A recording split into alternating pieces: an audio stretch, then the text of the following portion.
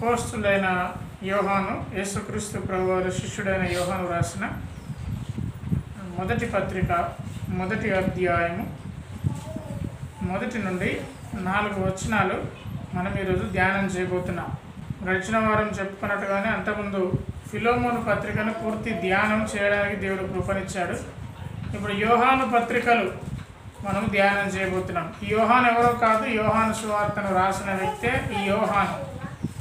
ఈ యోహాను ఒక 3 పత్రికలు రాశాడు. ఆ 3 పత్రికలను మనము ఇక్కడ నుండి ధ్యానం చేస్తాం. ఎంతవరకు సాధ్యమైతే అంతవరకు. మరి ఎందుకంటే వచ్చే మాసం అంతా కూడా క్రిస్మస్ మాసం కాబట్టి మరి ఈ నెలలో ఎంతవరకు సాధ్యమైతే అంతవరకు మనము ఈ యోహాను పత్రికను, మొదటి యోహాను పత్రికను సాధ్యమైనంత వరకు ఒక బైబిల్ స్టడీలా చేసి ముందుకు వెళ్దాం. మొదటి వచనం చదువుతున్నాను. జీవవాక్యమును గూర్చినది ఆది ఉండి ఏది ఉండెనో, మేమేది వింటేమో, కన్నులారా ఏది చూచుతమో, ఏది నిదానించి కనుగొంటిమో, మా చేతులు దేన్ని తాకి చూచెనో అది మీకు తెలియజేయుచున్నాను. ప్రత్యక్షమైన తండ్రి యొద్ద ఉండి మాకు ప్రత్యక్షమైన ఆ నిత్య జీవము మేము చూసి ఆ జీవమును గురించి సాక్ష్యం ఇచ్చుచు దానిని మీకు తెలియజేయుచున్నాము. మాతో కూడా మీకును సహవాసము కలుగునట్టు మేము చూచిన దానిని వినిన దానిని మీకును తెలియజేస్తున్నాము. మన సహవాసం అయితే తండ్రితో కూడాను ఆయన కుమారుడైన యేసుక్రీస్తుతో కూడాను ఉన్నది. మన సంతోషము పరిపూర్ణమవుటకై మేము ఈ సంగతులను వ్రాయించున్నాం. చిన్న ప్రార్థన నేను కూడా ఇస్తాను. కళ్ళు మూసుకున్నాను. ప్రేమగల తండ్రి, ఈ సమయం నీవు నాకు ఇచ్చినందుకు వందనాలు చెల్లిస్తూ వచ్చిన వారందరికీ నీ ఆత్మీయ ఆశీర్వాదాలు ఇవ్వండి. మాకు కావలసిన దీవెనలు మీరు మాకు పంపించండి. మార్చుకోవడానికి తను తెలుసుకొని దాన్ని విడిచిపెట్టడానికి నీ కృపనివ్వండి. యేసునామమున ప్రార్థిస్తున్నాం తండ్రి, ఆమేన్. ఆమేన్. యోహాను రాసిన మొదటి పత్రిక ఇప్పుడు మనం చూసుకున్నాం. ఈ యోహాను పత్రిక ఎవరికి రాశారో ఇక్కడ ఏం లేదు. ఒక లెటర్ రాసామంటే ఫ్రమ్ అడ్రస్తో పాటు ఇంకోటి ఉంటుంది. ఏంటిది? To address. ఫ్రమ్ అంటే ఎవరు రాశారు, టు అంటే ఎవరికి రాశారు. అవి 2 ఉంటాయి ఒక లెటర్లో. ఇది ఫ్రమ్ అడ్రస్ మాత్రమే ఉంది ఈ లెటర్. ఫ్రమ్ అంటే ఎవరు రాశారో మనకు తెలుసు, అతని పేరు యోహాను. ఎవరికి రాశారు అనేది తెలియదు. అంతగా మనకు ఇక్కడేమి లేదు. ఏ ప్రాంతం వాళ్ళకు రాశారు, ఏ సంఘం వారికి రాశారు, ఎవరిని ఉద్దేశించి రాశారు అనేది ఇక్కడ ఏం లేదు. అయితే చరిత్రను ఒక్కసారి చూసుకుంటే క్రీస్తు శకము 70వ సంవత్సరంలో రోమీలు ఏం చేశారంటే యూదుల దేవాలయాన్ని కూలగొట్టారు. రోమన్ ఒకసారి దేవాలయాన్ని కట్టిస్తాడు. కట్టించినప్పుడు అది ఎంతో బంగారంతో గొప్పగా ఉన్న దేవాలయాన్ని నెబుకద్నెజర్ రాజు కూలగొడతాడు మొదటిసారి. ఆ నెబుకద్నెజర్ రాజు కూలగొట్టినప్పుడు ఆ యెరూషలేము ప్రాకారములు కూలిపోయినాయి, యెరూషలేము మొత్తము నాశనం అయిపోయిందని తెలుసుకున్న నెహెమ్యా, ఎజ్రా వీరిరువురు కలిసి దుఃఖించి ప్రార్థన చేసి మరలా ఆ దేవాలయంను నిలబెడతారు. జెరుబ్బాబెలు కాలంలో ఆ దేవాలయం అనేది పూర్తవుతుంది. ఎన్ని సంవత్సరాలు కట్టారట ఆ దేవాలయాన్ని? యేసుక్రీస్తు ప్రభువారు ఒక మాట అంటాడు, నేను 3 దినముల్లోగా ఈ దేవాలయాన్ని కూలగొట్టి కడతారట కదా. అప్పుడు వాళ్ళు ఏమన్నారు? మేము ఎన్ని సంవత్సరాలు కట్టాము ఈ దేవాలయాన్ని? 40 సంవత్సరాలు నిర్మించిన దేవాలయాన్ని ఈయన 3 రోజుల్లో ఇక్కడ పడగొట్టి తిరిగి ఎట్లా నిలబెడతాడు అని అన్నాడా లేదా? రెండవసారి ఆ దేవాలయాన్ని 40 సంవత్సరాలు కట్టారు. జెరుబ్బాబెలు కాలంలో పూర్తయింది. ఆ తర్వాత ఆ దేవాలయాన్ని 70వ సంవత్సరంలో మళ్ళీ కూలగొట్టేస్తారు. ఎవరు కూలగొట్టేస్తారంటే రోమీలు కూలగొట్టేస్తారు. అప్పుడు యెరూషలేములో ఉన్న ఆ సంఘంలో ఉన్న వ్యక్తి యోహాను. ఈ యోహాను పత్రిక రాసిన యోహాను యేసుక్రీస్తు శిష్యుడైన యోహాను. ఆ శిష్యుడైన యోహాను ఆ దేవాలయాన్ని కూలగొట్టిన తర్వాత అక్కడి నుండి అతడు ఎఫెసీ ప్రాంతానికి వెళ్తాడు. ఎఫెసీ ప్రాంతమునకు వెళ్ళి అతడు పత్రికలు రాస్తాడు. ఇది క్రీస్తు శకము 70 నుండి 100 సంవత్సరాల లోపు జరిగిన రాయబడ్డ పత్రికలు. దేవుడు అతనికి ఇచ్చిన రెవల్యూషన్ మీన్స్ ప్రత్యక్షము. తన ప్రత్యక్షతను బట్టి అతడు పత్రికలు రాస్తాడు. రాయబడ్డ పత్రికనే ఈ యోహాను రాసిన మొదటి పత్రిక, రెండవ పత్రిక, మూడవ పత్రిక, చివరగా ప్రకటన గ్రంథం, ప్రత్యక్షత గ్రంథము లేదా ప్రకటన గ్రంథం. ఈ యోహాను రాసిన మొదటి పత్రిక 5 అధ్యాయాలు మనం చూస్తే ఈ 5 అధ్యాయాల్లో ఆయన దేని గురించి మాట్లాడుతున్నంటే పాపం గురించి మాట్లాడతాడు. పాపం నుండి మీరు తప్పించుకోవాలి, ఒకవేళ పాపంలో ఉంటే దాన్ని విడిచిపెట్టాలి, పాపాన్ని వదిలిపెట్టాలని యోహాను ఈ మొదటి పత్రిక మొత్తం సారాంశం. అట్లాగే అబద్ధ బోధకుల నుండి మనల్ని మోసం చేసే వాళ్ళ నుండి తప్పించుకోవాలని యోహాను 5 అధ్యాయాలు తెలియజేస్తాయి. అట్లాగే కేవలం క్రీస్తును విశ్వసించడం ద్వారానే నిత్య జీవము తప్ప కేవలము దేని ద్వారా కాదు, కేవలం క్రీస్తుని విశ్వసించడం ద్వారా మాత్రమే నిత్య జీవం అనే విషయాన్ని యోహాను రాసిన మొదటి పత్రిక పూర్తి సారాంశం ఇది. మొదటిగా పాపం నుండి చెప్పండి, పాపం నుండి తప్పించుకోవాలి. యోసేపు ఎలా తప్పించుకున్నాడు? పారిపోయాడు. ఆమె బట్ట పట్టుకుంది, పోతీఫర్ భార్య. ఆ బట్టను ఆమె దగ్గరనే వదిలేసి పారిపోయాడు. ఒకవేళ పాపము చేస్తే అతనికి ఇంకా మంచి పొజిషన్ ఉండేమో, కానీ చివరికి అది తన అంతాన్ని తీసుకొస్తుంది. ఆ పాపము చేయలేక పారిపోయాడు, నీతిగా ఉన్నందుకు శ్రమను అనుభవించాడు, అంతిమంగా అతడు రాజయ్యాడు. పాపము చూడడానికి కొద్ది రోజులు కొద్దిసేపు అది సంతోషంగా ఉండొచ్చు, అంతిమంగా దాని దారి వినాశనమే. పాపాన్ని వ్యతిరేకించేటప్పుడు కొన్నిసార్లు మనకు ప్రతికూలమైన పరిస్థితులు రావచ్చు, నిందలు కూడా రావచ్చు, కానీ దాని అంతము మనకు సన్మానం. పాపంని పారిపోవాలో యోహాను పత్రికలు వివరిస్తాయి. అట్లాగే క్రీస్తుని విశ్వసించడం ద్వారా నీవు నిత్య జీవాన్ని పొందుతావు అనే సంగతిని వివరిస్తుంది. ఆ తర్వాత మోసం చేసే వారి నుండి ఎలా తప్పించుకోవాలో ఈ పత్రికలు మనకు తెలియజేస్తాయి. చాలామందికి నో చెప్పడం తెలియదు, ఎస్ చెప్పడం తెలుసు, నో చెప్పడం తెలియదు. ఇది నేను చెయ్యను అని అనలేము. కూల్ డ్రింక్ మంచిదా చెడ్డదా? మంచిదా చెడ్డదా? చెడ్డది. మరి కూల్ డ్రింక్లు పోతే తాగుతామా? తాగమా? తాగుతాం. తాగకపోతే ఏమనుకుంటారో అని తాగుతాం, కానీ తాగితే ప్రమాదం అని మనకు తెలుసు, అయినా తాగుతాం. అయినా మనమే తెస్తాం. తేకపోతే ఏమనుకుంటారో అనుకొని తెస్తాం. తెచ్చినప్పుడు తాగకపోతే మనము బాధపడతాం. మనము బాధపడతారేమో అని వాడు కొంచెం తాగుతాడు. చివరికి అంతిమంగా ఇద్దరు పేషెంట్లు అయిపోతారు. ఇటువంటి ప్రమాదకరమైనవి ఇంకెన్నో చేస్తున్నాం. నేను ఉదాహరణకు మర్చుకోక ఉదాహరణ చెప్పాను, దానిని మనం తప్పించుకోవాలి. చాలామందికి తప్పించుకోలేక మొహమాటాన్ని కానిస్తున్నారు. చివరికి అది ఎక్కడి దాకా పోతుంది? ఎక్కడి దాకా పోతుంది? అది మన పేగుల్ని హరించేదాకా పోతుంది. తప్పించుకోవాలి.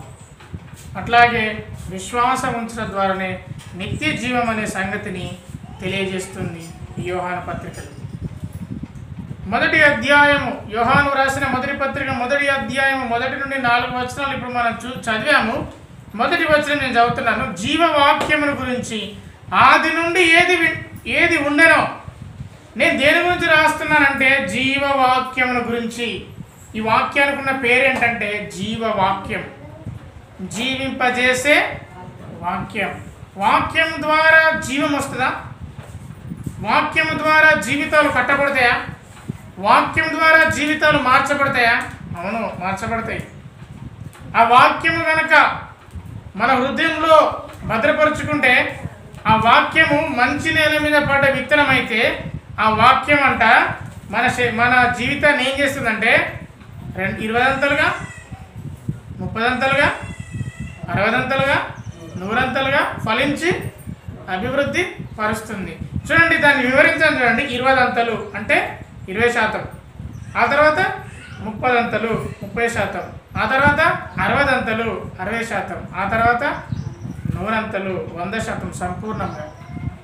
అంటే వాక్యము క్రమక్రమంగా మనలో పని చేసుకుంటూ పోయి చివరికి మనల్ని పరిపూర్ణమైన వ్యక్తిని, వాక్యమునకు మాత్రమే విధేయత కలిగిన వ్యక్తిగా మనం తయారు చేస్తుంది. అది జీవవాక్యము. అంత గొప్పది జీవవాక్యము. ఆది యందు ఏది ఉండెనో, ఏదున్నది ఆది యందు? ఆదికాండం 1వ అధ్యాయం 1వ వచనం నోటికి వస్తుందా? ఆది యందు దేవుడు భూమి ఆకాశములను సృజించెను, జలముల పైన దేవుని ఆత్మ అల్లాడుచుండెను. ఆ దేవుని ఆత్మ పరిశుద్ధాత్మ. ఆది యందు దేవుడు భూమిని ఆకాశాన్ని సృజించాడు. ఆది యందు ఎవరున్నారు?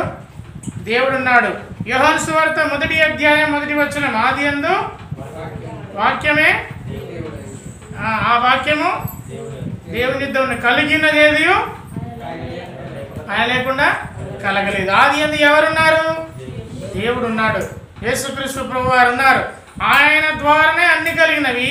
ఆయన లేకుండా ఏది కలగలేదు. ఆయన లేకుండా ఏది కలగలేదు. ఆయన గురించి నేను మీకు చెప్తున్నాను అంటున్నాడు యోహాను. ఆది ఉండి ఏది ఉండనో దాని గురించి నేను మీకు చెప్తున్నాను అంటున్నాడు. ఆది యందు దేవుడు ఉండను, ఆ దేవుడే వాక్యమైండను. ఆ వాక్యమే 1వ అధ్యాయం యోహాను సువార్త 14వ వచనము. ఆ వాక్యమే కృపాసత్య సంపూర్ణునిగా మన మధ్య నివసించెను. ఆ కృపాసత్య సంపూర్ణుడే యేసుక్రీస్తు ప్రభువారు. ఆది యందు ఉన్న ఆ వ్యక్తి గురించి, ఆ దేవుని గురించి, మన మధ్యలో నివసించిన ఆ వ్యక్తి గురించి నేను మీకు తెలియజేస్తున్నాను. ఆయన ఆది యందు ఉన్నవాడు, ఆయన వాక్యమై ఉన్నవాడు. ఆ వాక్యము జీవవాక్యమై ఉంటుంది. యోహాను రాసిన మొదటి పత్రిక 5వ అధ్యాయం 20వ వచనం. యోహాను రాసిన మొదటి పత్రిక, ఇదే యోహాను మొదటి పత్రిక 5వ అధ్యాయం 20వ వచనం. మనము సత్యవంతుడైన వారిని ఎరగవలనని దేవుడు కుమారుడు వచ్చి మనకు వివేకము అనుగ్రహించి ఉన్నాడని ఎరుగుతుము. ఇప్పుడు వివేకం అనుగ్రహించింది ఎవరు? యేసుక్రీస్తు ప్రభువారు. అంటే వివేకము మనకు అనుగ్రహించబడింది అంటే అంతకుముందు అది ఉన్నదా లేదా? చెప్పండి అందరూ, ఇక్కడే ఉన్నారా? ఇప్పుడు వివేకము మనకు అనుగ్రహించబడిందంటే అంతకుముందు మనకు ఆ వివేకం లేదు. యేసుక్రీస్తు ప్రభువారు సత్యవంతుడైన దేవుణ్ణి ఎలా ఉంటాడో పరిచయం చేశాడు. ఆయన ఎవరంటే మనము దేవుని కుమారుడైన యేసుక్రీస్తుని అందున వారమై సత్యవంతుని అందున్నాము. ఆయన నిజమైన దేవుడు, అట్లాగే నిత్య జీవమై ఉన్నాడు. నిత్య జీవం ఎవరి ద్వారా అంటే యేసుక్రీస్తు ద్వారా మాత్రమే. ఆ నిత్య జీవము గురించి యోహాను పరిచయం చేస్తున్నాడు. మన జీవితం 70 సంవత్సరాల ఆయుష్. ఎప్పుడు పోతామో తెలియదు. 70 అంటారు కానీ అది ఎప్పుడు పోతామో తెలియదు. అయితే ఆ నిత్య జీవము, చివరిదాకా ఎప్పటికీ బ్రతికుండే జీవము మనకు పరిచయమా? ఆ పరిచయము యోహాను చేస్తున్నాడు ఆనాటి కాలంలో సంఘానికి. ఇది సంఘానికి రాసిన లెటర్. ఎవరికి రాసిన లెటరో మనకంత తెలియదు, కానీ ఇది ఖచ్చితంగా సంఘానికి మాత్రం రాసిన లెటర్, సంఘాన్ని ఉద్దేశించి రాసిన లెటర్. ఆ యేసుక్రీస్తు ప్రభువారు ఏమై ఉన్నాడంటే నిత్య జీవమై ఉన్నాడు. లోకం ఎంతో ప్రేమించను, అద్వితీయ కుమారునిగా పుట్టిన వారి యందు విశ్వాసం ఉంచు ప్రతివాడు నశింపక నిత్య జీవమును అనుగ్రహించను. కాబట్టి నిత్య జీవమునకు వారసులము మనమే. మనందరికీ దేవుడు నిత్య జీవమును ఇచ్చాడు. అంటే నిత్యము జీవించే దేవుని పిల్లంగా దేవుడు మనల్ని నిలబెట్టాడు, ఉంచాడు, బ్రతికిస్తున్నాడు. యోహాను సువార్త 1వ అధ్యాయం 4వ వచనం. యోహాను సువార్త 1వ అధ్యాయం 4వ వచనం. ఆయనలో ఏముండనంట? జీవం ఉండను. ఆ జీవం ఏంటంట? ఆ జీవము మనుషులకు వెలుగై ఉండను. దీనికి నేను ఒక లింక్ చేస్తాను. నీ వాక్యమే నా పాదములకు దీపము, నా త్రోవకు వెలుగు. ఏం చెప్తుంది వాక్యం? ఏ త్రోవలో పోవాలో చెప్తుంది.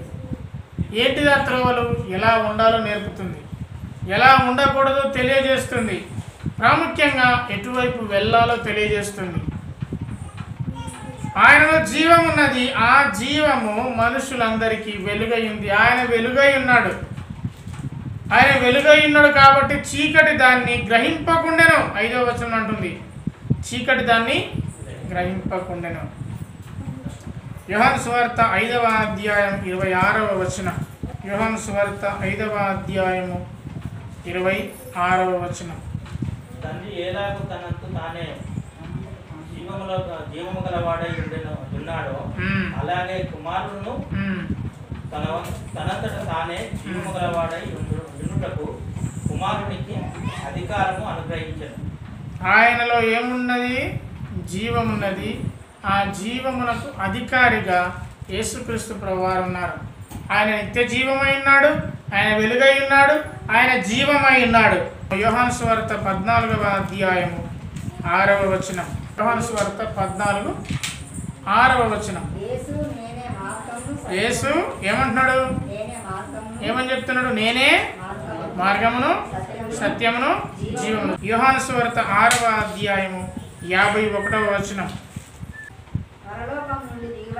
పరలోకం నుండి దిగి వచ్చిన జీవాహారమును నేనే. ఇది చాలు. ఇది చూడండి, మొదటగా ఆయన నిత్య జీవమై ఉన్నాడు, రెండవదిగా ఆయన వెలుగై ఉన్నాడు. ఆ వెలుగు మనలో ఉన్నప్పుడు చీకటిగా ఉండదు. ఇక మూడవదిగా ఆయన జీవమై ఉన్నాడు. నాలుగవదిగా నేనే. ఏమని చెప్తున్నాడు? నేనే జీవాహారము, నేనే. ఇంతకంటే ముందు నేనే యోహాను సువార్త 14వ అధ్యాయం 6వ వచనం. నేనే మార్గము సత్యము జీవము, నేనే జీవాహారం, నేనే వెలుగు, నేనే నిత్య జీవం, నేనే అని చెప్తున్నా అని చెప్తున్న యేసుక్రీస్తు ప్రభువారిని తెలుసుకున్న ఈ యోహాను పత్రిక రాసిన అదే యోహాను ఏమంటున్నంటే, ఆది యందు మేము ఏది ఉండెనో ఆయన ద్వారా మేము ఏది వింటిమో. యేసుక్రీస్తు ప్రభువారు ఏం చెప్పుంటాడు? 3.5 సంవత్సరాలు ఏం చెప్పుంటాడు? యేసుక్రీస్తు ప్రభువారి సువార్త లేకపోతే యేసుక్రీస్తు ప్రభువారి మాట మొత్తం ఒక భావానికి తీసుకొస్తే ఏం చెప్పుంటాడు? యోహాను సువార్త 3:16 అది ఒక్కటి సరిపోతుంది. ఆయన విశ్వాసం ఉంచువాడు నశింపడు, వాడు పొందుకునే బహుమానము నిత్య జీవము. అంతేనా? ఆయన ఏం చెప్పినా అదే.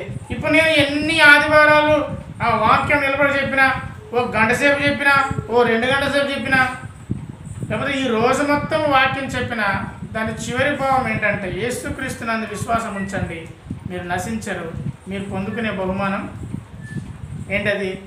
నిత్య జీవం. ఆ నిత్య జీవం ఎవరిని మొదట చదువుకున్నాం? నేనే నిత్య జీవమును అయ్యున్నాను. కాబట్టి యేసుక్రీస్తు ప్రభువారి దగ్గరికి మనం వెళ్ళబోతున్నాం.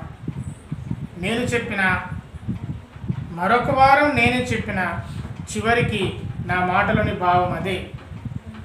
దేవుని బిడ్డలముగా ఆయన ఉపదేశం ఏంటి? ఒక రాసిన మొదటి పత్రిక 1వ అధ్యాయము 16వ వచనం. పేతురు రాసిన మొదటి పత్రిక 1వ అధ్యాయము 16వ వచనం. 14-16 వచనాలు కలిసినవి. నేను పరిశుద్ధులై ఉన్నాను కనుక మీరును పరిశుద్ధులై ఇండుడని వ్రాయబడి ఉన్నది. కాగా మీరు విధేయులకు పిల్లలై మీ పూర్వపు అజ్ఞాన దశలో మీకున్న ఆశలను అనుసరించి ప్రవర్తింపక మిమ్మల్ని పిలిచిన వాడు పరిశుద్ధుడై ఉన్న ప్రకారం మీరును సమస్త ప్రవర్తన యందు పరిశుద్ధులై ఉండుడి. మరి దేవుని రాజ్యమునకు వెళ్ళాలంటే, నిత్య జీవం పొందుకోవాలంటే పరిశుద్ధత గురించి పేతురు మాట్లాడుతున్న అపోస్తలుడైన పేతురు. ఆయన పరిశుద్ధుడు కాబట్టి మీరును అన్ని విషయంలో యందు పరిశుద్ధులై ఉండుడి. పూర్వపు కాలంలో మీ అజ్ఞాన దశలో దేవుడు మిమ్మల్ని వదిలేశాడు, మీకిప్పుడు వివేకమును అనుగ్రహించాడు. ఈ వివేకమును అనుగ్రహించిన ఈ సమయంలో మీరు అన్ని విషయాలలో పరిశుద్ధులుగా ఉండాలి. ఉన్నామా? అన్ని విషయాల్లో పరిశుద్ధత లోపించిందా? పవిత్రత లోపించిందా? వదిలిపెడుతున్నామా అపవిత్రతను? గాంధీ మహాత్ముడు ఒక ఇంట్లో కూర్చున్నప్పుడు ఒక వ్యక్తి వచ్చాడట. అతను బూట్లు వేసుకొని వచ్చాడట. వచ్చినప్పుడు అతని బూట్ల నుండి స్మెల్, చాలా దుర్గంధమైన స్మెల్ వస్తుందంట. బాగా వాసన వస్తుందంట. అయ్యో ఏం జరిగింది, రూమ్ అంతా ఎందుకు ఇలా వాసన వస్తుంది, అందరూ కలవడానికి వస్తున్నప్పుడు అందరి దగ్గర ఏదైనా ఉందా, అసలు ఏమైందా అని అసలు ఈ స్మెల్ ఎక్కడ వస్తుందని పరిశీలన చేస్తే ఒక వ్యక్తి బట్టలు మాత్రం మంచిగా ఉన్నాయంట, చాలా చక్కని వస్త్రాలు వేసుకున్నాడు, కానీ బూట్లు మాత్రం మురిగ్గా ఉన్నాయి, సాక్స్లు కంపు కొడుతున్నాయి, వాసన వస్తున్నాయంట. వాసన వస్తున్నాయి. వెంటనే గాంధీ అతన్ని పిలిచి ఏమైంది అని అతని బూట్లను చూసి వెంటనే అతనికి ఒక కొత్త బూట్లను కొనిచ్చాడంట. కొత్త బూట్లను కొనిచ్చి ఇక్కడ నుండి నువ్వు వేసుకో అని చెప్పి, ఈరోజు మనము వేరే ప్రాంతానికి వెళ్తున్నాం, కారులో మనం బయలుదేరాలి అన్నాడంట. సరే గారు, సరే గాంధీ గారు అని అన్నాడంట. అన్న తర్వాత చక్కగా రెడీ అయ్యాడట. గాంధీ గారు ఇచ్చిన కొత్త బూట్లను వేసుకున్నాడంట, బ్యాగ్ వేసుకున్నాడంట, బట్టలు సర్దుకున్నాడంట. వచ్చిందంట, గాంధీ గారు కారులో కూర్చున్నాడంట. సరే నువ్వే రమ్మని ఆయన గాంధీ గారు పక్కన కూర్చున్నట్టు మళ్ళీ వాహనం వస్తుందట. చూసేసరికి అరే ఈ బూట్లు కొత్తవి వేసుకున్నాడు, సాక్సులు కొత్తవి వేసుకున్నాడు, చూడండి శుభ్రంగా కనబడతాడు. డ్రైవర్ నువ్వెలా ఉన్నామని డ్రైవర్ బాగానే ఉన్నాడు. ఈయన చూసుకున్నాడు, ఈయన బాగానే ఉన్నాడు. మా నా దగ్గర ఏమైనా లోపం ఉందా అని తనని చూసుకున్నాడు, తను బాగానే ఉన్నాడు, శుభ్రంగా ఉన్న బట్టలు వేసుకున్నాడు. అతను అడిగాడట, అదే మళ్ళీ వాసన వస్తుంది కదా అంటే, మీరు ఆ బుట్లు వేసుకోలే కదా మళ్ళీ ఎందుకు వాసన వస్తుందంటే, గాంధీ గారు మీరు ఇచ్చిన బుట్లు నేను వేసుకున్నాను, నా బుట్లు నా బ్యాగ్లో పెట్టుకున్నాను అన్నాడు.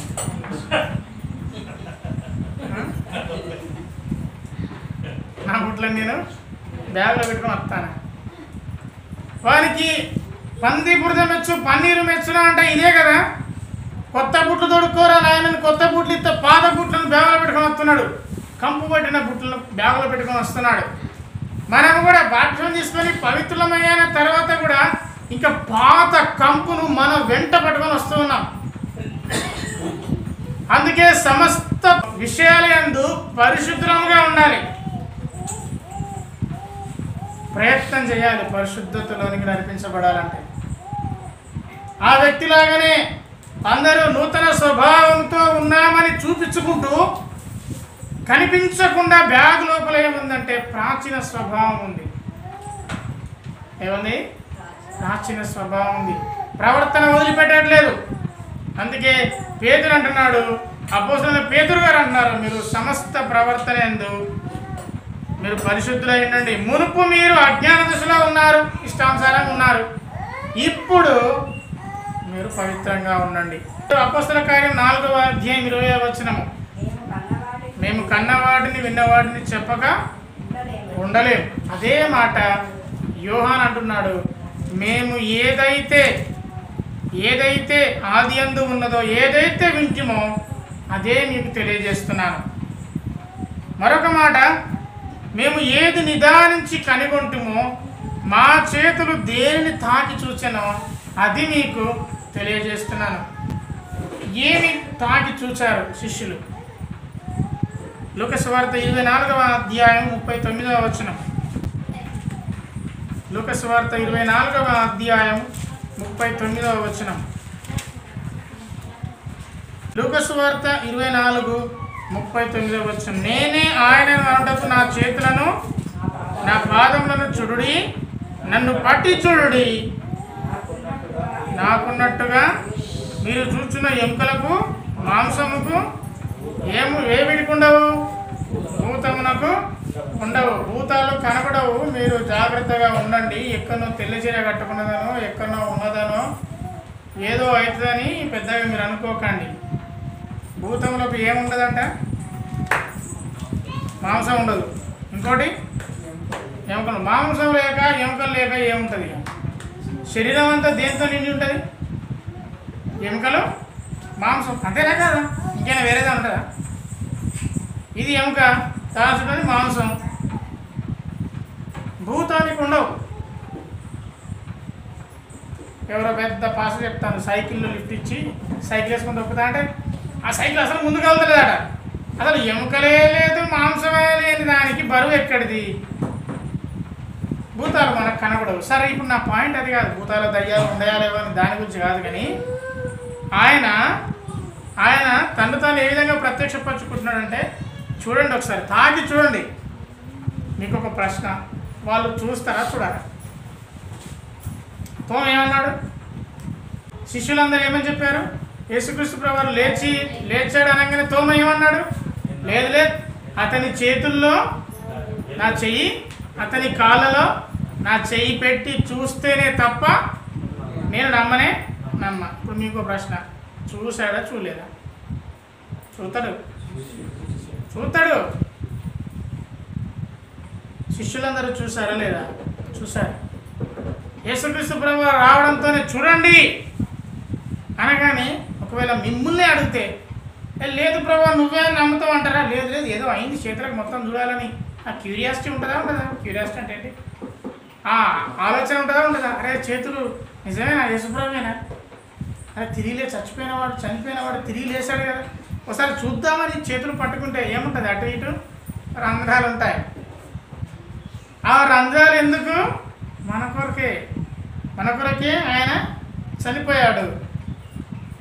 మనము చనిపోతాము కాబట్టి మనము కూడా మన మరణం నుండి తిరిగి జయించాలి అంటే ఆయన లేవాలి. చనిపోయిన వాడు తిరిగి లేవాలి, అందుకే లేచాడు. దానికి రుజువుగా చేతులను చూపిస్తే వాళ్ళు చేతులను పరిశీలించారు. మేము తాకిన వాటిని మీకు తెలియజేస్తున్నాను. ఇప్పుడు యోహాను మొదటి పత్రిక 1వ అధ్యాయం మరొకసారి చూద్దాం. జీవవాక్యముల గురించి ఆది అందు ఏది ఉండెనో మేమేది వింటిమో, మేము దేవుని గురించి విన్నాము, కన్నులారా ఏది చూచుదమో యేసుక్రీస్తు ప్రభువుని చూసాము, ఆయన పునరుత్థానమును చూసాము, ఏది నిదానించి కనుగొంటిమో, ఏది నిదానంగా చేతులను తాకి చూసాము, మా చేతులు దేన్ని తాకినో దాన్ని మీకు తెలియజేస్తున్నాను. ఆయన లేవడంతో మీకు విషయం చెప్తాను. ఆయన ఒక నురుగుచ్చు ఏమంటుంది దీన్ని, నురుగు కక్కుతున్న వారి దగ్గరికి యేసుక్రీస్తు ప్రభువారు అతని ముందు వచ్చినప్పుడు, సేనా దయ్యం పట్టిన దయ్యం దగ్గరికి వచ్చినప్పుడు వాడు విపరీతంగా తన శరీరాన్ని మొత్తం కూడా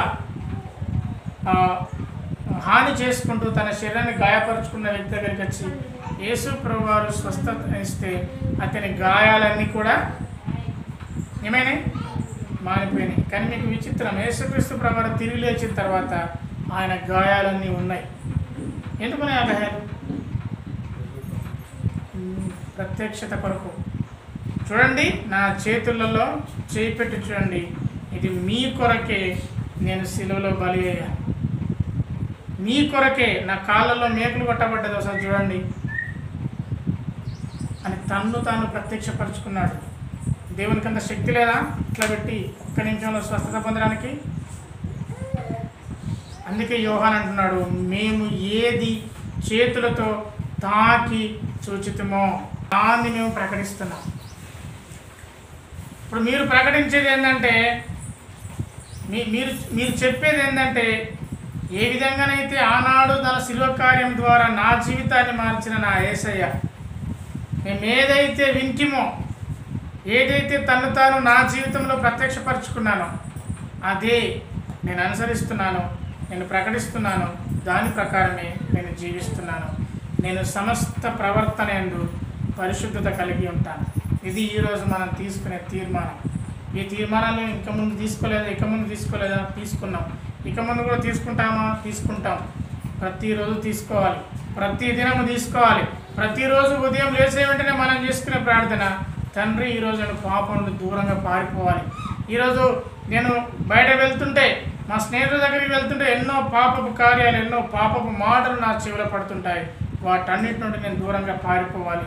అన్ని పరిస్థితులందు నేను పవిత్రంగా ఉండాలి. ఇది కదా మనం తీసుకోవాల్సిన నిర్ణయం, అది కదా మనకు ఉండవలసిన స్థిరమైన అభిప్రాయం, అది కదా యేసుక్రీస్తు ప్రభువారు మన నుండి ఆశించేది. మన నుండి ఏం ఆశిస్తున్నాడు? మనం ఏడుస్తే ఆయనకి ఇష్టమా? నేను కన్నీళ్ళు విడుచుతూ గంటలు ప్రార్థన చేశానంటే నీవు ఏడుస్తే ఆయనకి ఇష్టమా? నువ్వు పాపం చేస్తే ఆయనకి ఇష్టం లేదు, నీవు ఏడుస్తే ఆయనకి ఇష్టం లేదు. ఆయన ఏమో సాడిస్ట్ కాదు. కొన్నిసార్లు ఒకసారి యేసుక్రీస్తు ప్రభువారు చెప్పారు, ఏమన్నారు? తల్లులారా మీ పిల్లల కోసం ఏడవండి అన్నారు. ఇక అన్నిటికీ ఏడ్చుడే, ఉన్నదానికి ఏడ్చుడే, లేని దానికి ఏడ్చుడే, కన్నీళ్ళ ప్రార్థన. దేవుడు సాడిస్ట్ కాదు. నువ్వు ఏడితే చూసి సంతోషించడానికి, నువ్వు ఏడితేనే నేను ఇస్తా అనడానికి. ఆయన నీతోనే ఉంటాడు, నీలోనే ఉంటాడు. జ్ఞాపకం పెట్టుకోవాలి. యేసుక్రీస్తు వారి ప్రేమను అర్థం చేసుకోవాలి. అతను సాడిస్ట్ దేవుడు కాదు. మన దేవుడు మనకు సమీపంగా ఉండే దేవుడు ఆయన. అందుకే ఆనాటి భక్తులు ఏమని ప్రకటిస్తున్నారంటే, మేము ఏమి చూసామో, మేము ఏది తాకామో దాన్నే నేను మీకు ప్రకటిస్తున్నాను.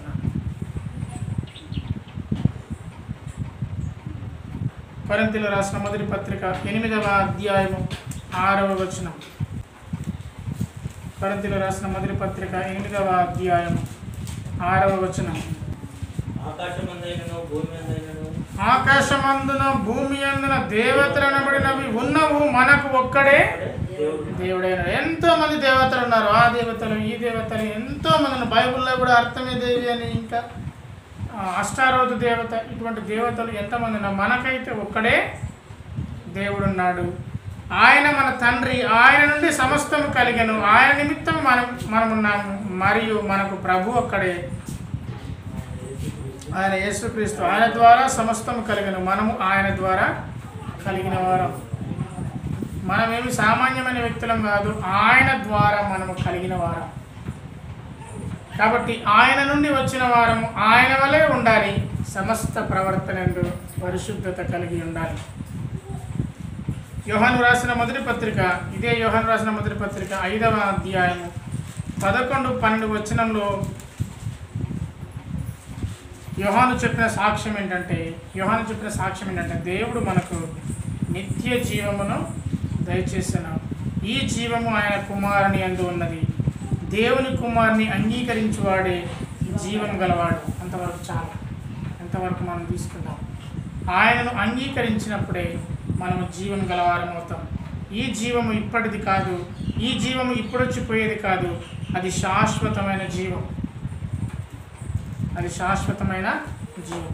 ఆ శాశ్వతమైన జీవం మనకు కావాలి అంటే అన్ని విషయాల్లో పరిశుద్ధత మరియు ఆయన మనకు నిత్య జీవం ఇచ్చాడని ఎరిగి మనము నశించిపోకుండా మనల్ని మనం కాపాడుకోవాలి. పాపము నుండి, శాపము నుండి మనల్ని మనం కాపాడుకోవాలి. ప్రతిరోజు మనం చేసే ప్రార్థన, ఈరోజు నేను హైదరాబాద్ పోతున్నా, ఈరోజు నేను అమెరికాకు వెళ్తున్నా, ఈరోజు నేను మల్లారం పోతున్నా, నా ప్రయాణంలో తోడుగా ఉండమని కాదు.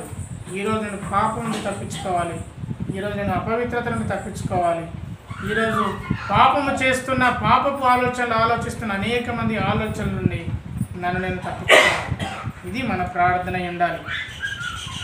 2వ వచనం నేను చదువుతున్నాను. ఆ జీవం ప్రత్యక్షమాయను, తండ్రి యొద్ద ఉండి మాకు ప్రత్యక్షమైన ఆ నిత్య జీవం మేము చూచి ఆ జీవమును గూర్చి సాక్ష్యం ఇచ్చుచు దానిని మీకు తెలియజేయుచున్నాం. మనము ఏది తాకలేదు, ఏది చూడలేదు, ఏది వినలేదు, కానీ ఆనాటి భక్తుల సాక్ష్యమును మనం నమ్మాం. అందుకే మనందరి గురించి యేసుక్రీస్తు ప్రభువారు పలికిన మాట ఇంతకుముందు మన దేవుని బిడ్డలు చెప్పారు. చూసి నమ్మిన వారి కంటే చూడక నమ్మిన వారు ధన్యులు. ఒక రకంగా ఇది అతిశయోక్తి ఏమి కాదు, ఇదేం గొప్ప కాదు, నేనేమి గొప్పగా చెప్పట్లేదు, కానీ అపోస్తులందరికంటే మనమే చెప్పండి ధన్యులు. ఎందుకు? వాళ్ళకు మనకు తేడా ఏంటంటే వాళ్ళు చూస్తేనే కానీ నమ్మలేదు, వాళ్ళు తాకితేనే కానీ నమ్మలేదు, వాళ్ళు నిదానించి కనుగొంటే కానీ నమ్మలేదు, కానీ వాళ్ళ సాక్ష్యం బట్టి మనం నమ్మాం. మనం నిజంగా ధన్యులం. డౌట్ ఉందా? నేను కూడా ధన్యునేనా? ఏమోలే, ధన్యున్నట అవునట కాదు, సంపూర్ణంగా విశ్వసిద్దాం. ఆయన యందు విశ్వాసం ఉంచిన వానికే యోహాను సువార్త 3:16 ఏమంది? నశింపక నిత్య జీవము అనుగ్రహిస్తాడు. విశ్వాసంతో మనం అది తెలుసుకునే వారంగా, గ్రహించిన వారంగా ఉండాలి. 3వ వచనంలో ఏమన్నంటే, కాబట్టి ఇప్పుడు మాతో మీకును సహవాసము కలుగునట్లు మేము చూసిన దాన్ని విన్నదాన్ని మీకు తెలియజేస్తున్నాం. మూడవ వచనంలో సహవాసం చాలా ప్రాముఖ్యం. సంఘాల మధ్య సహవాసం, సంఘంలో ఉన్న విశ్వాసుల మధ్య సహవాసం చాలా ప్రాముఖ్యం. సహవాసాన్ని నిర్లక్ష్యం చేయకూడదు. హెబ్రీ పత్రికలో అంటాడు, మీరు సమాజముగా కూడటం మానక. ఎవరికైనా ఆలోచన ఉందా? ఈ వారం ఆదివారం వచ్చాం కాబట్టి వచ్చే వారం రాకున్నా పర్వాలేదు, లేకపోతే ఈ వారం పోకపోతే ఏమవుతుంది, పోయిన వారం పోయాను కదా వచ్చే వారం మళ్ళీ వెళ్దాం, ఇటువంటిది అసలు ఉండకూడదు. మాతో కూడా మీకును సహవాసము కలుగునట్లు నేను మీకు ఈ సంగతులు రాస్తున్నాను అని యేసుక్రీస్తు తను సంఘాన్ని ఉద్దేశించి యోహాను భక్తుడు అంటున్నాడు. అపోస్తుల కార్యం 2వ అధ్యాయం 42వ వచనం. అపోస్తుల కార్యం 2:42 వచనం. ఎవరు వాళ్ళు? ఆనాటి కాలంలో ఉన్న దేవుని బిడ్డలు. అపోస్తలుల బోధ వాళ్ళకు ఉన్నది, సహవాసం వారికి ఉంది, వారు రొట్టె విరిచేవారు, ప్రార్థన చేసేవారు, ఎడతెగక ఉన్నారు. సహవాసాన్ని మనం నిర్లక్ష్యం చేయకూడదు. ఖచ్చితంగా పరిశుద్ధుల సహవాసము చాలా ప్రాముఖ్యమైనది. ఆనాటి అపోస్తలులు వారికి కూడా వ్యాపారాలు ఉన్నాయి, వారికి కూడా పనులు ఉండొచ్చు, కానీ వారు సహవాసంలో ఉన్నారు. రొట్టె విరుచుటయందు ఎడతెగక ఉన్నారు, సహవాసమునందు ఉన్నారు. దేవుని పిల్లలంగా సహవాసం మిస్ అయితే ఎట్లా? మిస్ అవ్వద్దు. ప్రతి వారము దేవుని మందిరంలో ఉండాలని ఒక తీర్మానం మనం తీసుకోవాలి. అది ఎందుకు సాధ్యమైతే లేదు? ఏమవుతుంది? ఏది అడ్డంకి మనకు మందిరంలోకి రాకుండా, సహవాసంలో ఉండకుండా? కేవలం మందిరంలోకి రావడం అంటే కేవలం వాక్యం వినడానికే కాదు, అంతకంటే గొప్పది సహవాసం. సహవాసంలో ఉండడం అత్యంత ప్రాముఖ్యమైనది. ఎందుకో మీకు ఇప్పుడు చెప్పబోతున్నాను. 1 కొరింథీ పత్రిక 1వ అధ్యాయం 9వ వచనం. 1 కొరింథీ పత్రిక 1వ అధ్యాయం 9వ వచనం. మన ప్రభువైన యేసుక్రీస్తు అను తన కుమారుని సహవాసమునకు మిమ్మును పిలిచిన దేవుడు నమ్మదగినవాడు. ఎవరు పిలిచారు సహవాసానికి? నేను పిలిచానా? నేను కాదు పిలిచింది. నేను పిలితే మీరు రాలేదు. ఒకవేళ నేను పిలితే మీరు వచ్చారంటే మీరు రావద్దు. ఎందుకు వచ్చి దండగా? యేసుక్రీస్తు ప్రభువారు మిమ్మల్ని పిలిచాడు. ఆయన పిలుపుకు లోపడి మీరు ఇక్కడికి వచ్చారు. మీరు ఏదో టైంపాస్కి వచ్చినప్పుడు అయింది కాదు. మిమ్మల్ని దేవుడు ప్రేరేపించాడు. నిన్నటి నుంచి ప్రేరేపిస్తున్నాడు, వెళ్ళాలి, పాల్గొనాలి. కొరింథీయులకు రాసిన 1వ పత్రిక 1వ అధ్యాయం 9వ వచనం. మన ప్రభువైన యేసుక్రీస్తును తన కుమారుని సహవాసమునకు మిమ్మును పిలిచిన, పాస్టర్ కాదు, మిమ్మును పిలిచిన, స్వార్థికుడు కాదు, దేవుడు మిమ్మల్ని పిలుస్తున్నాడు సహవాసమునకు. దేవుని మాట వినవా? దేవా జస్ట్ వెయిట్, ఈ వారం డెలిట్, నెక్స్ట్ వీక్ కమింగ్ అంటారా? సహవాసానికి మిమ్మల్ని పిలిచింది మీ దేవుడు. కాబట్టి ప్రతి వారము మీరు సహవాసంలో ఉండాలి. సహవాసం కంటే గొప్పదేది లేదు. యేసుక్రీస్తు ప్రభువారు దేవుడు, యేసుక్రీస్తు ప్రభువారితో సహవాసం కొరకు దేవుడు మిమ్మల్ని పిలిచాడు. మరి మీరు 2 కొరింథీ 13వ అధ్యాయం 14వ వచనం. ప్రభువైన యేసుక్రీస్తు కృప, దేవుని ప్రేమ, మూడవది ఇంకొకరితో ఏ సహవాసం ఉండాలి? మూడవ దీవెన. ఇది మనం ప్రతిసారి ఇచ్చే దీవెన. ఎవరితో సహవాసంలో ఉండాలి? పరిశుద్ధాత్మతో సహవాసం. మీరు దేవునితో సహవాసం ఉంటున్నారు, పరిశుద్ధాత్మ దేవునితో సహవాసం ఉంటున్నారు. ఉండడానికి మిమ్మల్ని పిలిచినది దేవుడు. అందుకే యోహాను భక్తుడు ఏమంటున్నంటే, మా సహవాసము మీతో కూడా ఉన్న ఆ సహవాసముతో నేను మీకు తెలియజేస్తున్నాను. మీతో మాకున్న సహవాసమును బట్టి నేను మీకు తెలియజేస్తున్నాను. అంత్యకాలంలో అంటే ఇప్పుడు రాబోతున్న కాలంలో సహవాసం ఎంతో ప్రాముఖ్యమైనది. అందుకే పౌలు అంటున్నాడు, ఫిలిప్పీలకు రాసిన పత్రిక 3వ అధ్యాయం 10వ వచనంలో పౌలు ఏమంటే పౌలు సహవాసం గురించి ఇచ్చిన గొప్ప స్టేట్మెంట్. ఎంత గొప్ప స్టేట్మెంట్ అంటే, ఫిలిప్పీలకు రాసిన పత్రిక 3వ అధ్యాయం 10వ వచనం నేను చదువుతున్నాను. ఏ విధము చేతనైనా మృతులలో నుండి నాకు పునరుత్థానము కలగవలనని ఆయన మరణం విషయంలో సమాన అనుభవం గలవాడనై ఆయన శ్రమలలో పాలువాడవుటకు ఎట్టిదో నేను ఎరుగు నిమిత్తము సమస్తమును నష్టపరుచుకొని వాటిని పెంటతో సమానముగా ఎంచుకొనుచున్నాను. సహవాసం గురించి ఎంత గొప్పగా చెప్పాడైనా. నేను ఎరగాలి అంటే నేను సహవాసంలో ఉండాలి. ఆ సహవాసం కొరకు నేను సమస్తాన్ని పెంటతో పోల్చుకుంటున్నాను. ఏమున్నది ఆయన ఆయన దగ్గర ఉన్న సమస్తం? ఆయనకు జ్ఞానం ఉన్నది. ఆయన గమాలీయులు పాదల దగ్గర ధర్మశాస్త్రాన్ని నేర్చుకున్నాడు. చాలా చదువుకున్న వ్యక్తి, ఒక అధికారి. ఆయనకు మంది ఉండేవాళ్ళు, మంది బార్బలు ఉండేవాళ్ళు. చాలామందిని ఈడ్చుకెళ్ళి చంపేవాడు. అధికారాన్ని వదిలేశాడు, జ్ఞానాన్ని వదిలేశాడు. యేసుక్రీస్తు ప్రభువారి దగ్గరికి వచ్చాడు. ఇక ఆయన శ్రమలో నేను పాలివాడిని కావాలి, ఆయనతో సహవాసం గలవాడిని కావాలి. నాకున్న సమస్తాన్ని పెంటతో నేను ఎంచుకుంటున్నాను. సాధ్యమే అంటారు మనకది? సాధ్యమేనా? సమస్తము పెంటతో ఎంచుకొని దేవుని సన్నిధిలో కూర్చోవడం సాధ్యమేనా? మనందరికీ దేవుడిచ్చిన కృప చొప్పున ఏదైనా సాధ్యమే. ఆయనకే కాదు, మనకు సాధ్యమే, కానీ మనం చెయ్యం అంతే. యోహాను సువార్త 17వ అధ్యాయం 3వ వచనం. యోహాను సువార్త 17వ అధ్యాయం 3వ వచనం. అద్వితీయ సత్య దేవుడైన నిన్నును నీవు పంపిన యేసుక్రీస్తుని ఎరుగుటయే నిత్య జీవం. ఆయన ఎందు నిత్య జీవం ఉంది. ఆయనను మనం ఎరిగితే నిత్య జీవం గలవారం మొత్తం. నిత్య జీవం గలవాడు ఖచ్చితంగా సహవాసంలో ఉంటాడు. తప్పకుండా మీరు ఈ వారం వచ్చారు, వచ్చే వారం కూడా తప్పకుండా మీరు దేవుని మందిరంలో ఉండాలి. ఎందుకంటే మిమ్మల్ని పిలిచినది నేను కాదు. నేను వచ్చి మీకు చెప్తాను, రండి, చర్చ్కి రండి, కూర్చోండి అని చెప్తాను. కానీ నా మాటను బట్టి మీరు రాకండి. యేసుక్రీస్తు ప్రభువారు దేవుడు మిమ్మల్ని పిలిచాడంటే మీరు సంతోషంగా రండి. ఒకవేళ దేవుని పిలుపు లేదు అంటే నీవు గుర్తుపెట్టుకోవాలి, అసలు నీకు రక్షణే లేదు, నీకు ఇంకా మారు మనసు రాలేదు.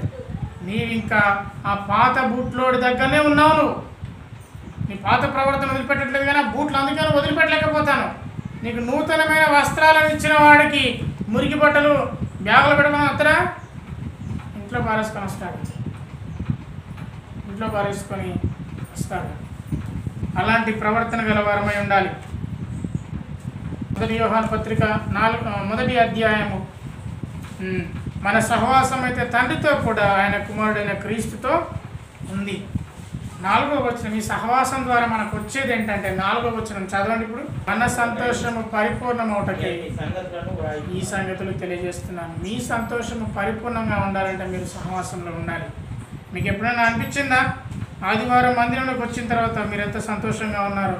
దేవుని బలను పాల్గొన్న తర్వాత మీరు ఎంత సంతోషంగా ఉన్నారు? మీరు ప్రార్థన చేసినప్పుడు ఆ ప్రార్థన ముగించుకున్న తర్వాత మీరు ఎంత సంతోషంగా ఉన్నారు? వాక్యము చదువుకున్న తర్వాత, మీరు ప్రార్థన చేసిన తర్వాత మీరు పొందే ఆ అనుభూతి, ఆ సంతోషాన్ని ఎప్పుడైనా అనుభవించారా? అసలు మనకు ప్రార్థన చేసే అలవాటు ఉందా? ఒకవేళ ఉంటే మీరు ప్రార్థించిన తర్వాత మీరు పొందిన సంతోషము మీకు అనుభవంలో గుర్తుందా? ఆ సంతోషం మీకు కావాలి అనుకుంటారు, కానీ ప్రార్థించడానికి మోకాళ్ళు లేదా మన మనస్సు సుమర్తనం అయిపోయి ఆ సంతోషంను దూరం చేస్తుంది సాతాను. మీకు ఎప్పుడైనా గమనించారా? మీరు ఎప్పుడైనా ప్రార్థించినప్పుడు సంతోషం పొందిరా, దుఃఖం పొందిరా?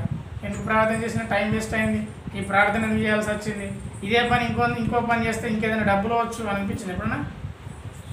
నాకైతే ఎప్పుడు అనిపించలేదు. ప్రార్థన చేసినప్పుడు చాలా సంతోషం కలిగింది. ఎప్పుడన్నా ప్రార్థన మర్చిపోయి ఏదైనా అటో ఇటో బిజీగా ఉండి, నిజానికి బిజీ అనుకుంటాం కానీ బిజీ లేదు.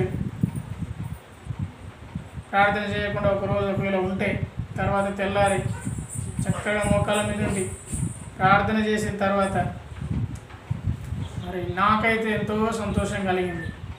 ఆ సంతోషం వలననేమో దేవుని దయ వల్ల ఈ విధంగా నిలబడి ఉన్నాను. దేవుని కృపను బట్టేమో దేవుడు చక్కని ఆరోగ్యం ఇచ్చాడు. ఆ సంతోషాన్ని అనుభవించాలంటే ఆయనతో సహవాసం అవసరం. కేవలం ఇక్కడ ఆదివారమే వచ్చి ఏదో 2 మాటలు చెప్పి హల్లెలూయా ఆమెన్ అని చెప్పి వెళ్ళిపోవడం కాదు. ప్రతి దినము ఆయనతో సహవాసంలో ఉండాలి. ఆయనతో సహవాసము మనకు సంతోషం ఇస్తుంది. సంతోషం అంటే ఏంటి? బ్రహ్మానందం జోకు రావడంతోనే, ఏదో పనికి మాలిన బూతు జోకు రావడంతోనే, లేకపోతే రోడ్ల మీద ఆ పనికి మాలను మాట్లాడే బూతులతోని అది సంతోషమా? లేకపోతే ఒక మంచి బిర్యానీ తెచ్చుకొని తింటే సంతోషమా? లేకపోతే నీకు ఇష్టమైన బట్టలు వేసుకుంటే సంతోషమా, లేకపోతే 2-3 తులాల బంగారం అనుకుంటే సంతోషమా? ఆ సంతోషం అశాశ్వతమైనది. ఇల్లు లేని వాడు బిల్డింగ్ కట్టాడట, బిల్డింగ్ అంటే బాగా సంతోషం కలిగింది. ఆ బిల్డింగ్ మీద కట్టిన తర్వాత మహా అయితే దాన్ని బట్టి ఒక వారం రోజులు 4 రోజులు సంతోషం ఉంటుంది. ఆ తర్వాత బిల్డింగ్ని బట్టి ఏ సంతోషం ఉండదు. ఇది మీకు తెలుసు, కట్టుకున్న వాళ్ళకి మీకు కూడా తెలుసు. కట్టుకోకముందు ఆహా ఓహో ఇది నా బిల్డింగు, ఇది నా డబుల్ బెడ్రూము, ఇది ఏసీ అనుకుంటాము. ఏసీ ఉన్నోనికి ఏసీ ద్వారా సంతోషం ఉండదు. ఎందుకంటే ఏసీలు ఉన్న ఇళ్ళల్లో తిరిగాను నేను, ఏసీ లేని పూరి గుడిసెలో ఉన్నాను, ఫ్యాన్లు ఉన్నప్పుడు ఉన్నాను, ఫ్యాన్లు లేనప్పుడు ఉన్నాను. కొద్ది రోజులు కొద్ది దినం అంత సంతోషం కలుగుతుంది. ఆ తర్వాత అది ఉన్నా ఒకటే లేకున్నా ఒకటే అనిపిస్తుంది.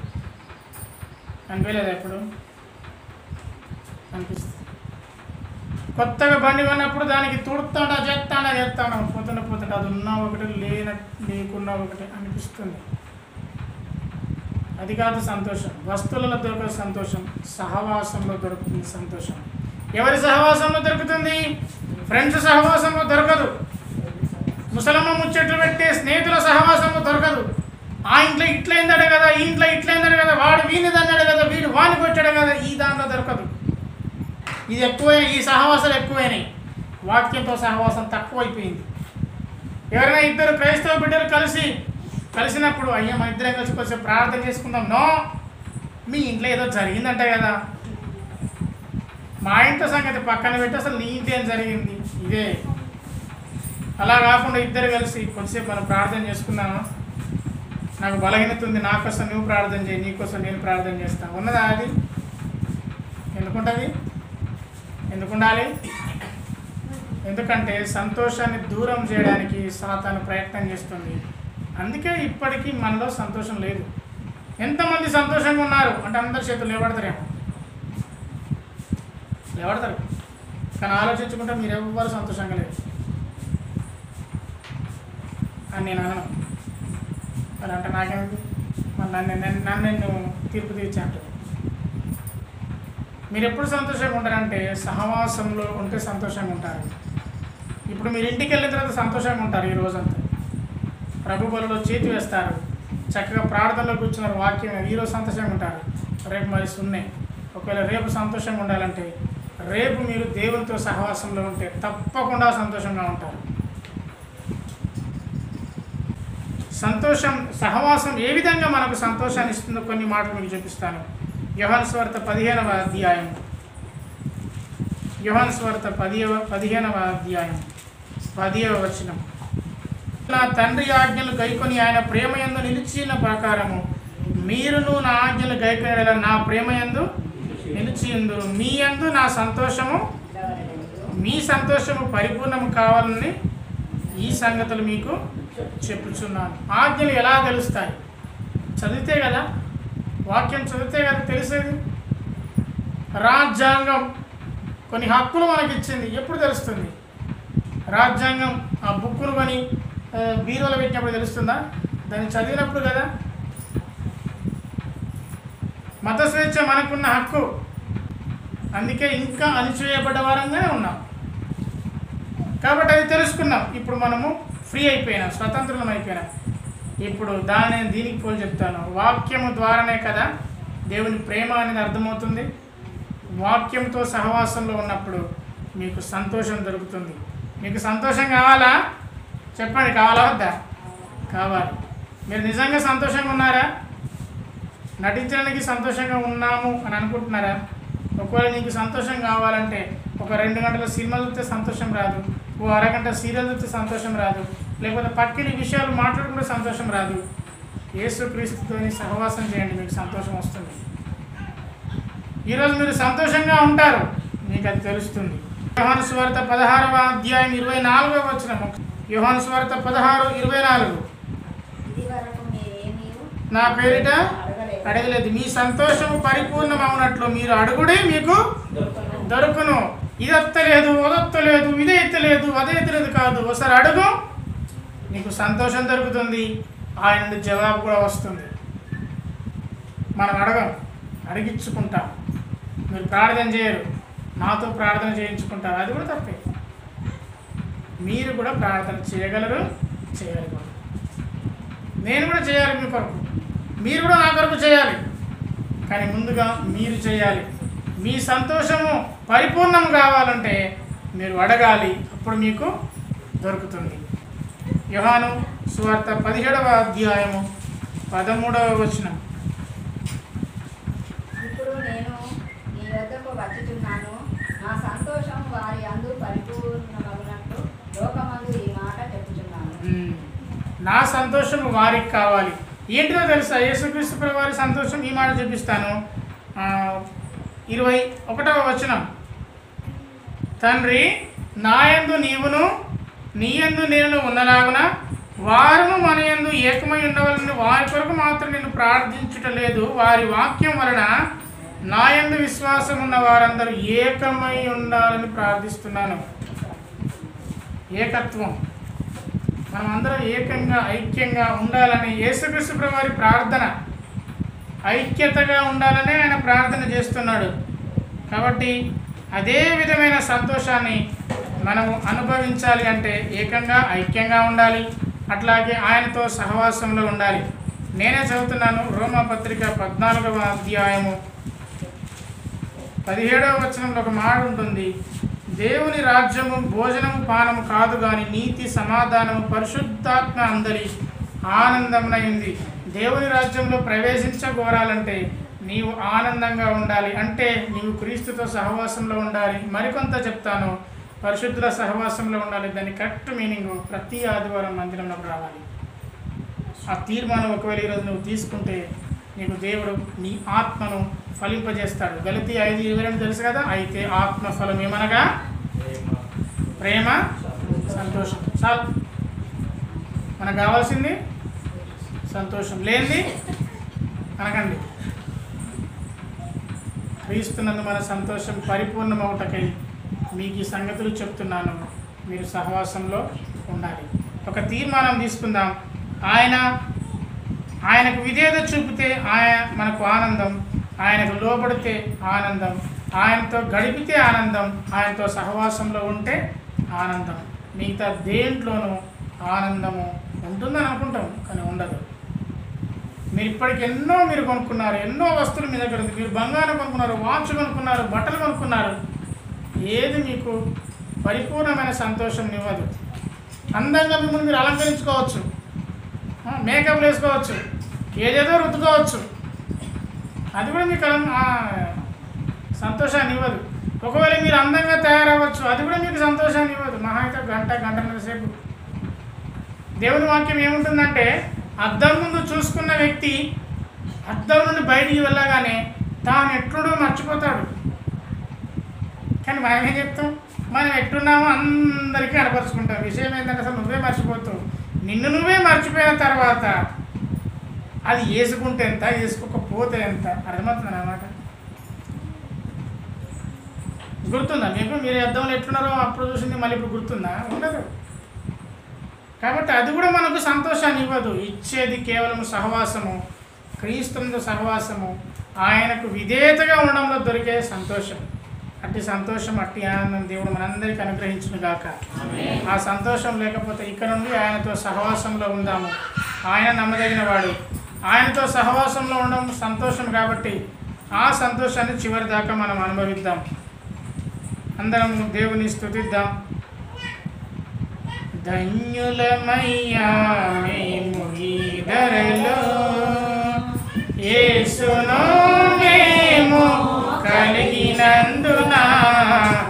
ధన్యులమయ్యా ఈ ధరలో, ఎప్పుడు సంతోషం కలుగుచున్నది, ఆనందానికి కొదువే లేకున్నది.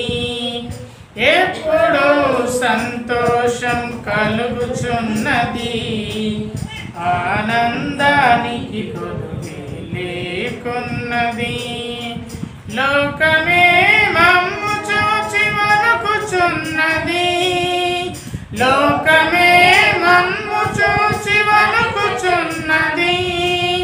ధన్యులం అందుకే ధన్యులం, ధన్యులమయ్యా మేము ఈ ధరలో, యేసును మేము